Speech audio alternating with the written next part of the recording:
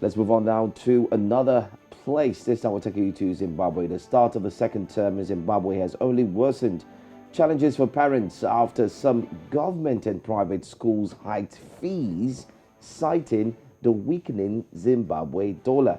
While the bulk of schools are still assessing the situation, some private schools such as Falcon College, St. George's and government-run Prince Edward High School have already announced new fees. Parents of children at Falcon are expected to pay up to $2,500 on the black market and $6,300 at the official rate. This is an increase from around $6,000 for the third term last year, which also shocked parents when it was announced. It seems schools, like any other business, are in the country of or are being informed by movements of the local currency on the parallel market on how and when to hike fees. Joining us now in Harare to talk about this situation in full detail is our correspondent, Lala Ngwenya. Hello, Lala. Good morning, and thank you very much for joining us. Lala, how have parents responded to the new fees hikes by some of the schools in the country? Good morning. Good morning.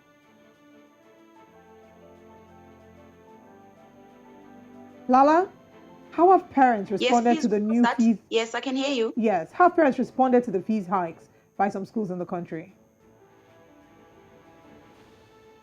Okay, a lot of things are playing out at this side, and that's very interesting because this whole dynamics of the fees and how parents are not excited about the whole hike comes just a few days after the same parents celebrated Workers' Day, and the government, obviously through President Emerson Mnangagwa in his speech, he said government was working tirelessly, and he also encouraged the private sector to make sure that it pays its employees good salaries so that it restores the dignity of workers.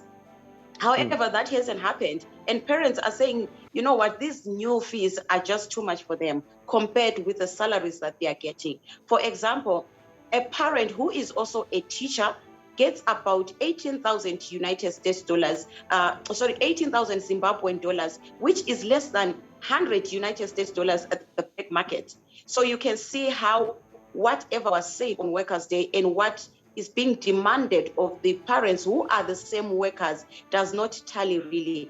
And parents are saying they are not able to fund their children's education for this term. There are those, of course, that will be able to fund, but a majority say they are not able to fund for the fees of their children. But also, yesterday, I actually had an interesting phone call with Obed Masaraura, who is the president of the Amalgamated Rural Teachers Association of Zimbabwe, and he gave me an analysis of what played out yesterday when schools opened yesterday. So he gave out an analysis of how everything played out, the attendance, or rather the turnout of pupils and the turnout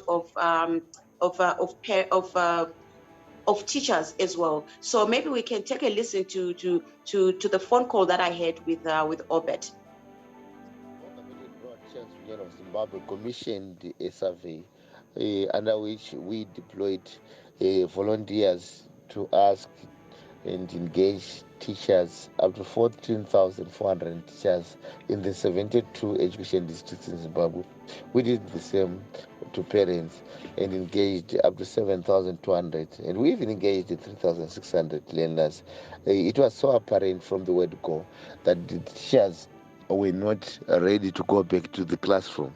98% were clear that they can't go back to the classroom. When you engage the parents, over 90% again were saying they are not ready to support the learning of their own children. They can't fund the education.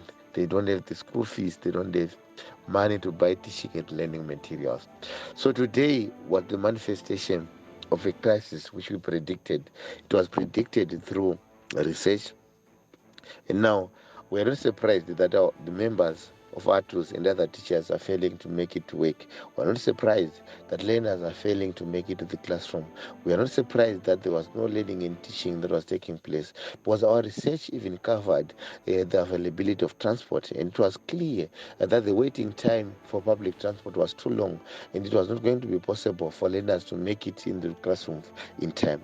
It was also clear that even schools were complaining that they're still to recover from the impact of COVID-19, given the overheads they accrued, the data arrears they have in terms of overheads of water, paying water bills, electricity, among others. So Zimbabwe's education system today is in a serious crisis. It's very unfortunate that even the government is choosing to bury said in sand, choosing to lie, to engage in propaganda, among other mechanisms. But we are calling upon government to engage the workers, engage the teachers, engage the education stakeholders, call for an urgent education stakeholders dialogue, and find a collectively shared solution to the current crisis.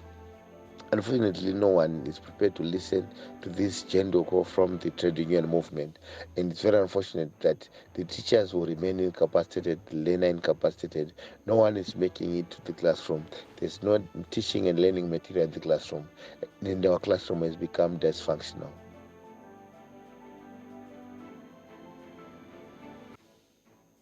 Out there, I mean, that's a tough one there. I mean, the classrooms are indeed not going to be filled up anytime soon. The monies as well. I mean, breaking this down, 1.3 million Zimbabwe dollars now goes from 600,000 Zimbabwe dollars for third term last year. The hike it's very high, from 600 to 1.3 million. Anyway, I'm sure you keep an eye on this story, and you give us a feedback on what parents are saying as well. And also, you'd get back to us and let us know if there are any changes, if the government has said anything, if at all. The government has not really given a statement. What the government said, and that was last week, they say that the teachers need to be patient because they cannot be reviewing teachers' salaries every term. Whenever schools reopen, they have to review salaries. They say that is impossible, so teachers need to be patient. But well, as you heard from Obed Masaraure, teachers are also not ready to go back to teaching. And this is really, really going to affect the Zimbabwean educational system, more so the public schools, because with the private schools, they are still going ahead. Even during COVID, they were able to conduct online lessons, and for them, life goes on. But it's for the ordinary Zimbabwean who goes to a public school that is most affected. All right. Thank you so much, Lalangoya, for joining us here on Breakfast Central with that update concerning the education system in Zimbabwe.